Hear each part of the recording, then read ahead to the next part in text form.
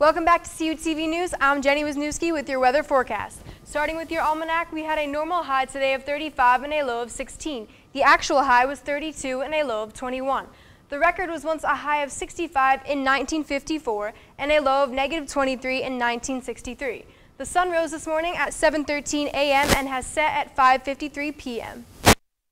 Right now, our current skies are 29 degrees, cloudy skies, a 15% chance of precipitation, better than it was earlier today. Winds coming from the west at 11 miles per hour. Current conditions in our lovely state of Pennsylvania, like I said, Clarion at 29, Erie at 30, Pittsburgh at 33, State College and Johnstown at 32, and Harrisburg at 36. Overnight tonight, we're going to have cloudy skies with a high of 26 degrees and a low of 19. Tomorrow, we're looking at a 50% chance of snow at a high of 32 degrees, winds coming from the west at 10 miles per hour. Tomorrow's highs across the nation, we have Denver at 70, Los Angeles at 73, wish we were all there, New Orleans at 67, Washington, D.C. at 48 degrees. For our 7 days tomorrow, like I said, a 50% chance of snow at a high of 32 degrees. Thursday, a high of 29, partly cloudy skies. Friday, 42 is the high. Saturday, going into the weekend, doesn't look too bad with partly cloudy skies, a high of 46, low of 29. Then Sunday, we're actually expecting 70% chance of rain with a high of 43, so it'll be not really too cold, but maybe the snow will start to melt with that rain. Then going into the start of next week, we have Monday with a high of 39 degrees, and Tuesday, partly with a high of 19. Here, like we had a lot of snow today, and I know we were all dreading how it wasn't really plowed and all of that, but tomorrow we're going to get more, and then I think as the temperatures start to rise a little bit, maybe it'll melt, and then the rain will cause it to melt a little. Let's just hope it's not any ice. Yeah, let's just hope that this rain doesn't melt all of the snow and then the temperatures drop again and it freezes into ice. Yeah. Because that is not fun walking around these hills. But I want to go to Miami. 80 degrees. Spring break's coming up. Maybe we should take a trip down there. Yeah, let's take a whole eco-media trip. Let's do it. All right, well, thank you, Jenny. Yep. This week is Teen Dating Violence Awareness Week. Teen dating violence is defined as physical, sexual, psychological, or emotional violence within a dating relationship. Many teens do not report any acts of violence because they are afraid to tell their friends and family. Youth victims of violence in high school are at a higher risk for victimization during their college years. Dating violence can be prevented when teens work together with their families and communities to implement strategies and get educated against violence. Clarion Bay State Police say that they have been receiving complaints about an over-the-phone IRS scam. A male impersonator calls and claims he works with the IRS and has an arrest warrant out for the individual. He then goes on to say that unless they pay him money, that he will be arrested. Police would like to remind residents that this is a scam and never to send money to the man making these phone calls. The reoccurring phone numbers that have been making these calls are 202-486-9135 and 202-864-1851. According to Clarion Bay State Police, on February 12th, a crash involving 3 vehicles occurred on State Route 68 south of Perkins Road in Monroe Township, Clarion County. 41-year-old Heather J. King, 39-year-old Jamie T. Rhodes, and 42-year-old Jennifer S. Piccolo were involved in the collision. Police say that the 1996 Toyota Corolla driven by King, a 2015 Jeep Latitude driven by Rhodes, and a 2009 Chevrolet Transverse driven by Piccolo were coming into a red light on Route 68. The Toyota hit the Jeep, causing the Jeep to hit the Chevrolet. All drivers were using seatbelts and no injuries were reported. A man was arrested by Clarion Bay State Police thanks to an Explore Clarion reader who recognized an unknown man's photo from surveillance footage Monday. That unknown man was identified as 20-year-old Randy Michael Reckerly of Clarion, who broke into the AC Valley Sportsman Club on Sportsman Road in the Parker area. Reckerly allegedly gained entry to the building by breaking windows in the upstairs and stole a ticket machine. He was placed in the Clarion County Jail after failing to post $25,000 cash bond.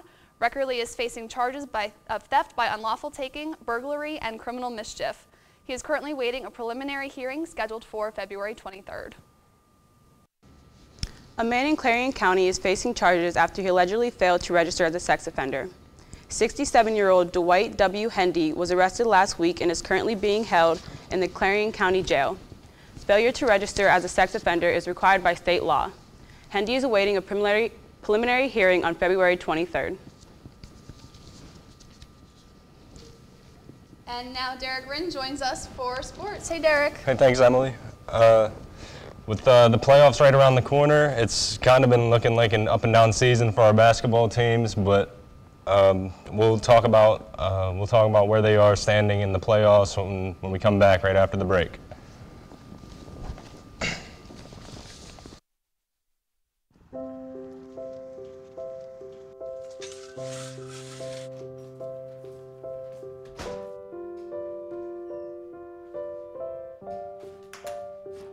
I like to eat apples and bananas. I want to eat apples and bananas. I need to eat apples and bananas. Why can't I eat apples and bananas?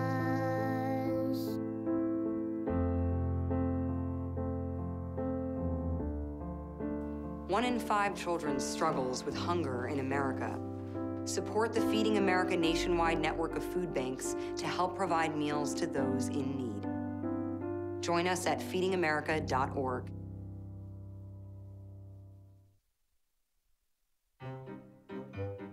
You think getting dumped by text is harsh? Try getting dumped by a tennis ball.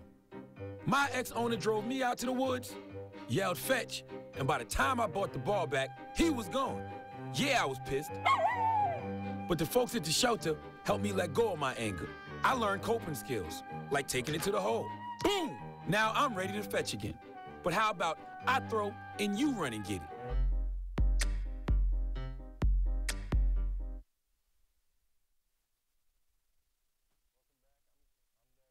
it? Tuesday night sports report.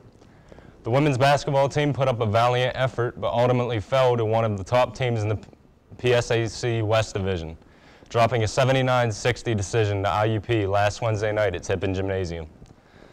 Despite the strong offensive effort from the Golden Eagles, led by Jordan Bakelja's 19 points, they were unable to control the fierce offensive attack of the Crimson Hawks. IUP controlled the action in the first half, outscoring the Golden Eagles 20-9 in the first quarter. The Golden Eagles, however, cut the deficit to single digits late in the second quarter when Bakelja ripped the ball from Carolyn Appleby and dashed down the court for a transition bucket that made it 29-21, but IUP closed the half after back-and-forth action with a 10-0 run to take the 45-27 lead at the half. About it. The Crimson Hawks maintained the advantage throughout the third and contained Absolutely, and also the men's game. But that's only a tale of two states. So, moving on now. Like I said, 20 points, so you really got IUP everything they had last Wednesday in a rowdy and rough game. But the Golden Eagles were edged out by IUP by a score of 69-68 in Tippin Gymnasium. The Golden Eagles grabbed the lead in the first half as Clarion kept momentum on their side, not allowing IUP to take a lead whatsoever, as well as the strong offensive effort from players like Rob Aggers, Andre Anthony, and DeAndre Terrell, who all scored double digits throughout the contest and were sensational.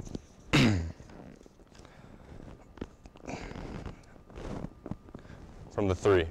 The crowd, as well as the Golden Eagles' defensive energy, forced IUP out of the rhythm, with the Crimson Hawks committing 11 turnovers in the first half alone. Clarion turned those turnovers into 15 points as they held an 8-point lead at the end of the first half. Clarion led by as many as 10 in the second half, but saw their lead begin to shrink in the final minutes. Indiana, led by a 22-point performance by Brandon Norfleet, minimized the turnovers that hurt them in the first half and swung the momentum in their favor.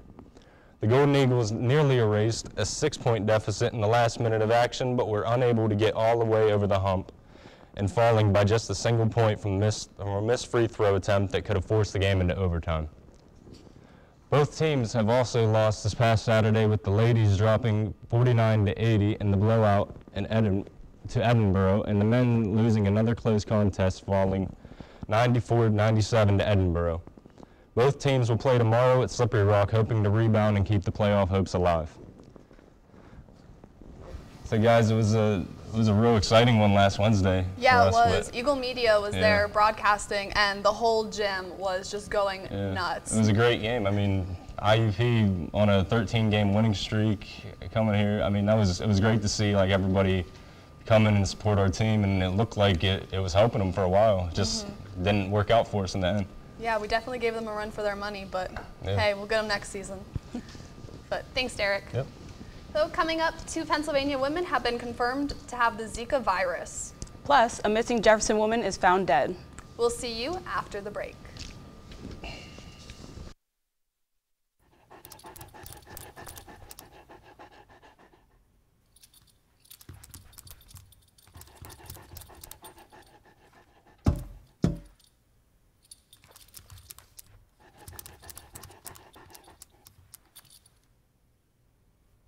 There's a shelter pet who wants to meet you. Meet one today. Visit theshelterpetproject.org. Adopt.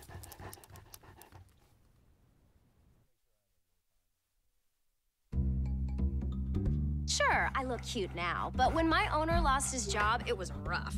I was living on the street, and one night, me and this Cocker Spaniel got into it so bad, I wound up looking like an ice cream cone. I cried a little bit, but thankfully I got rescued, so I'm running, I'm jumping, all back to my old self. And I'm ready to give unconditional love, even if you put a lampshade on my head.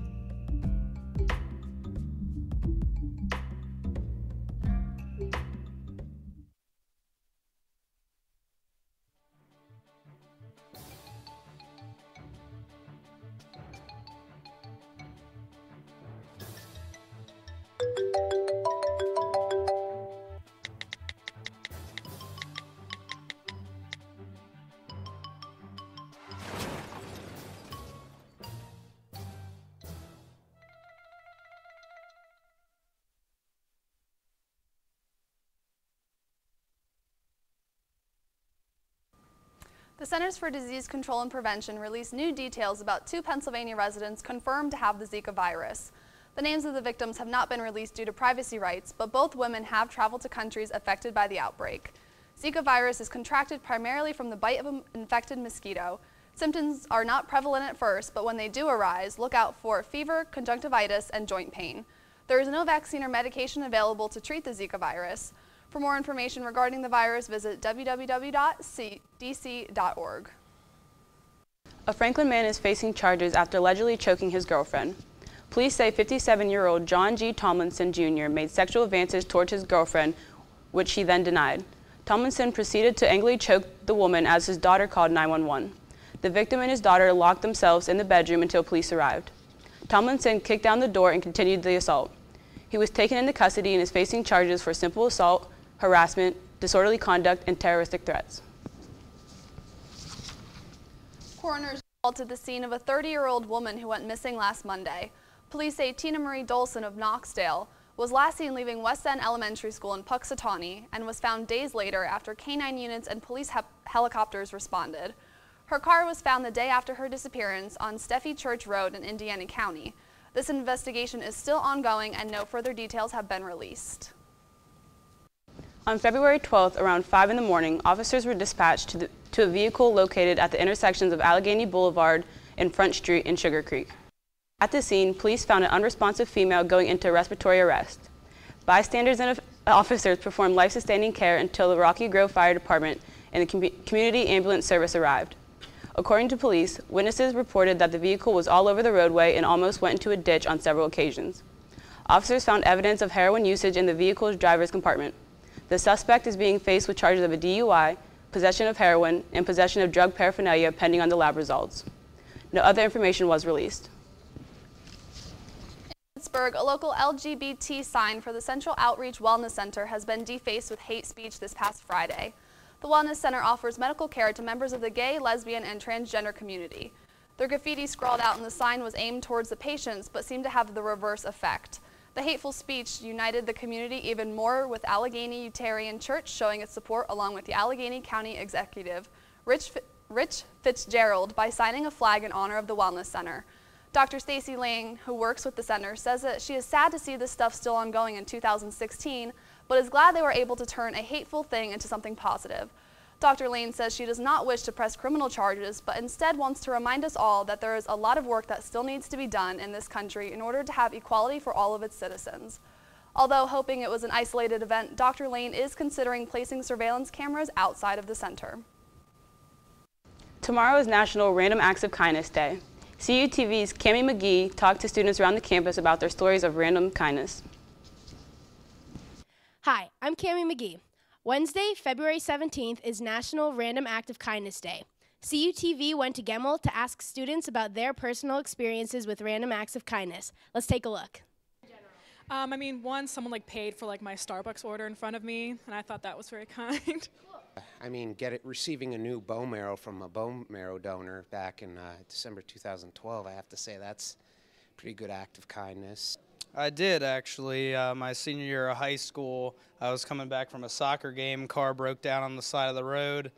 I was sitting there, trying to hitchhike, giving the thumb up, and some guy in a truck gave me a lift home, and it was real cold, so I appreciate it.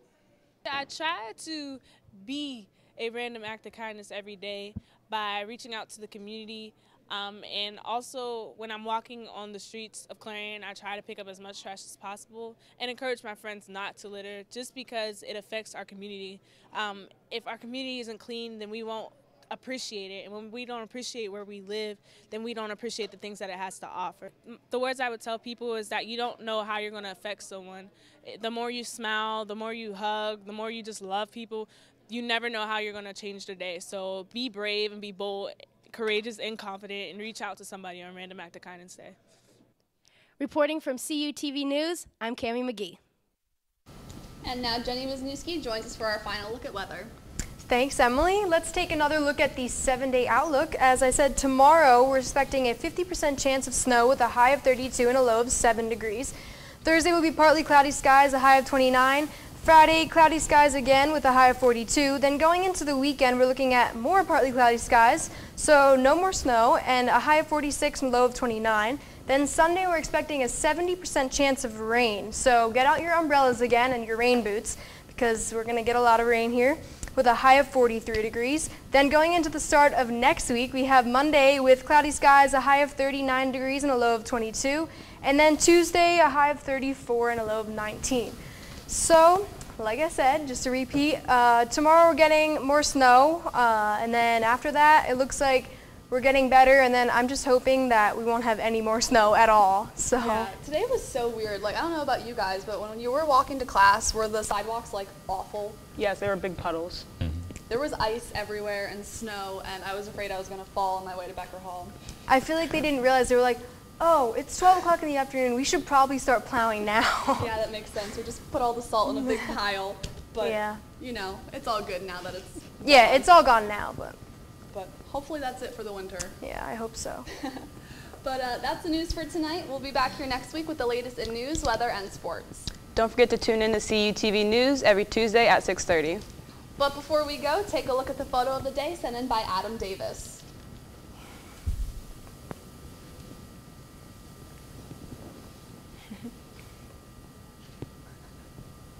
For Derek Rinn, Jenny Wisniewski, and everyone else here at CUTV News, I'm Emily Kress. And I'm Danielle Johnson. Have a great night, Clarion.